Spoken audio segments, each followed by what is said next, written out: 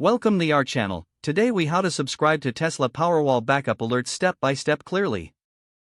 Open the Tesla app on your smartphone or tablet. If you haven't already, sign in to your Tesla account. Once logged in, navigate to the Powerwall section. Here, you will see an overview of your Powerwall system. Look for the Alerts option located in the menu. Tap on Alerts to access the notifications settings. In the Alert settings, locate the Backup Alerts option. Enable the toggle for Backup Alerts. You will then be prompted to enter your preferred notification method. Choose how you would like to receive alerts, such as via email or push notifications. If you select email, input the email address where you want to receive notifications. For push notifications, ensure that notifications are enabled for the Tesla app in your device settings. After entering your preferred contact details, confirm your settings. You should now see a confirmation message indicating that alerts are enabled. Check that the notifications are set to your desired frequency. Your Tesla Powerwall is now set to send backup alerts.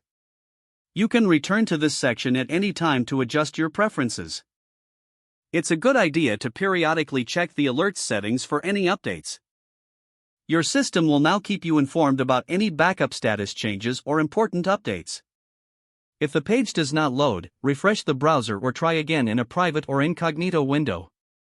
Make sure you are using the correct email address, then retype it carefully to avoid small typos.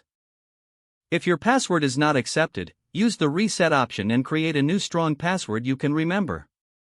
Check your spam folder for verification or security emails, then complete any requested confirmation steps.